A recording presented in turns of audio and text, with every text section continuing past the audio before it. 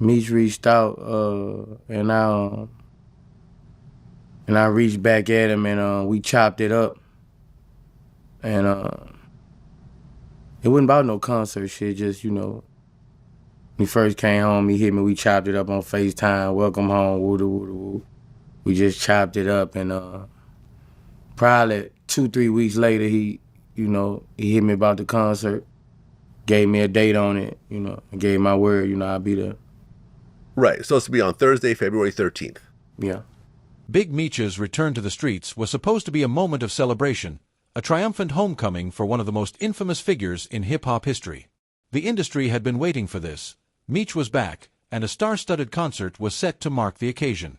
With Lil Baby, 21 Savage, Kodak Black, Moneybagg Yo, Rick Ross, and other A-listers on the bill, this was shaping up to be an event for the ages. But instead of unity, the concert sparked chaos, accusations, and unexpected betrayals. What really went down behind the scenes? At first, everything seemed to be going as planned, until Big Meech appeared in a video with Rick Ross. A move that seemed harmless quickly became a ticking time bomb, sending shockwaves through the industry. Why? Because Ross has been engaged in a bitter, never-ending feud with 50 Cent.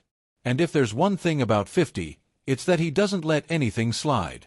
Within hours, 50 Cent was on the attack, throwing shade at Meech and firing off allegations that shook the streets.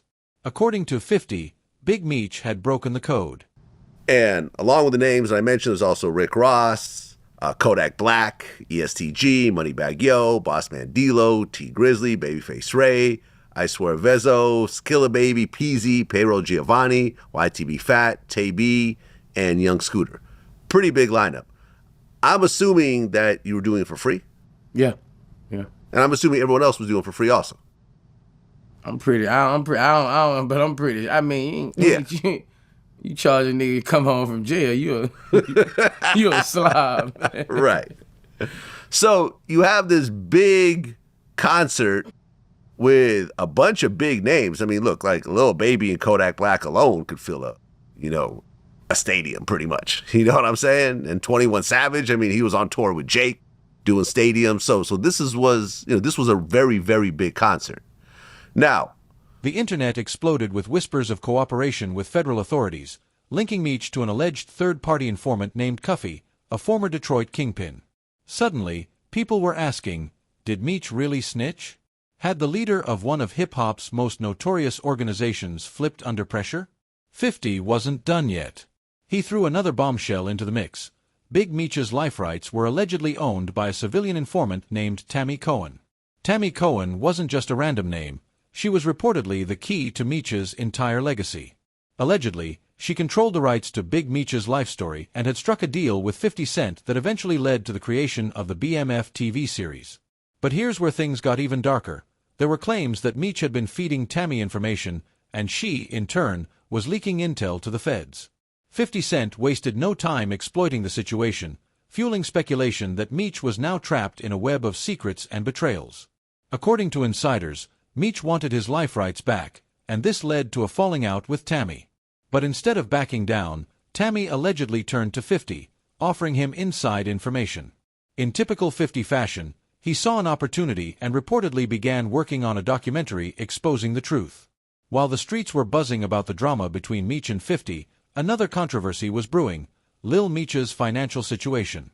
As the lead star of BMF, Lil Meech had reportedly made millions, but according to sources, he wasn't sitting on cash the way people assumed. Instead of stacking his money, he had allegedly burned through it. Leading up to the concert, things went a little wrong. Right. So Big Meech does a video with Rick Ross, who has been beefing with 50 forever. Now keep in mind, Southwest T took a picture with Supreme's son, and that kind of caused some problems already. But T took the post down, and everything seemed to be kind of okay at that point. But then Big Meech did this video, and all hell started to break loose. Right. So 50 started accusing Big Meech of being a rat, essentially. And you and I talked about this in previous interviews. There was the allegations of third party cooperating with this guy named Cuffy, who was a kingpin, I believe, from Detroit. When you were seeing this whole back and forth, what did you think? Spending big on luxury fashion, expensive jewelry, and high-end living. He was rolling with Atlanta's elite, flexing in $10,000 chrome hearts jeans, Richard Mille watches, and exotic cars. But when Big Meech came home, there was an issue. Lil Meech didn't have a fortune to offer his father.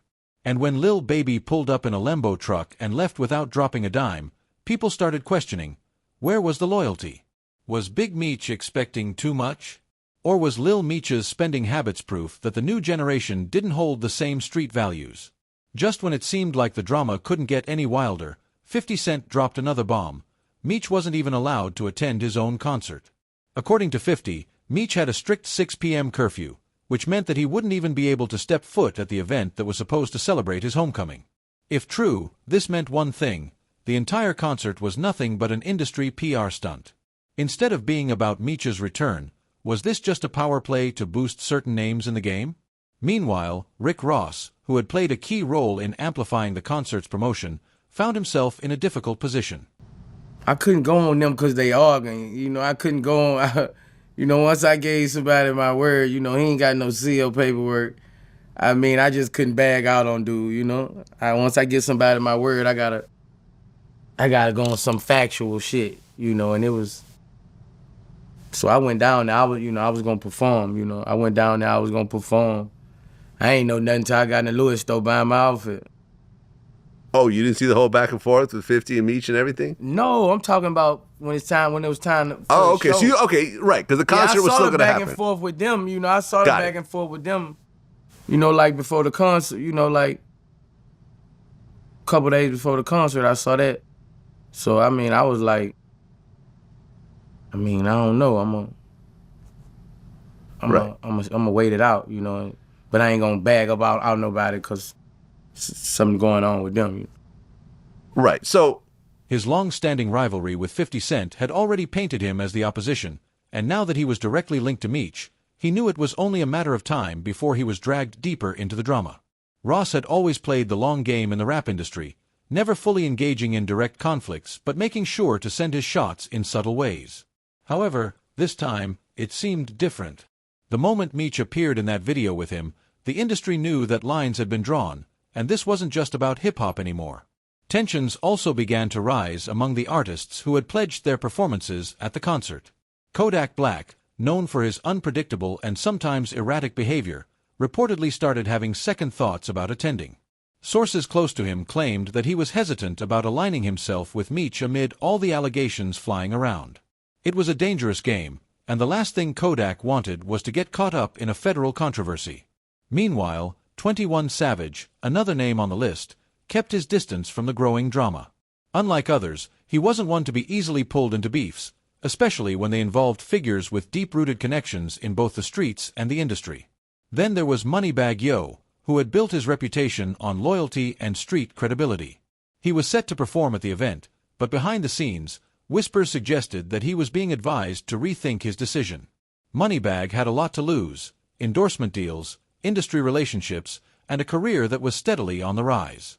Associating himself with a figure that 50 Cent was actively trying to take down could come with serious consequences. And while he hadn't made any public statements, insiders revealed that he was weighing his options carefully. In the midst of all the uncertainty, the one person who remained silent was Southwest T, Big Meech's brother. Known for being the more level-headed of the two, T had managed to maintain strong relationships in the industry without attracting the same level of controversy as Meech. but she is a civilian, and Meech gave her his life rights, and she then took those life rights and made a deal with 50, and that's how the BMF TV series came about. But the allegations is that Meech was giving her information that she then was taking to the feds, that was getting people hemmed up and so forth. But like I said, we don't know that that's for sure. Right. And according to 50 and some other people, it seemed like things kind of went bad between Tammy and Meech once he got out of prison. I think that was like, she thought he... Oh, they was fucking around? I think maybe she thought that, they were going to be together once he gets out, but once he gets out, he moves in with his baby mother. And there's also a story that Meech wants his life rights back, and, there's some friction over that. So now she's like allegedly talking to 50 and giving him information and so forth. And I guess he's doing a documentary about her. and so forth. However, with his brother's name now being dragged into allegations of cooperation, many wondered how he would respond. Would he stand by Meech publicly, or would he distance himself for the sake of preserving his own reputation? With 50 Cent, Rick Ross, Lil Meech, and now multiple artists caught in the crossfire, the entire hip-hop world was watching. What was meant to be a celebration of Big Meech's return had turned into a full-fledged power struggle, with different factions fighting for control over the narrative. One thing was clear: this wasn't just about a concert anymore. This was about legacy, power, and the ever-blurring lines between loyalty and survival in the music industry. As alliances continue to shift and new revelations emerge, the biggest question remains unanswered.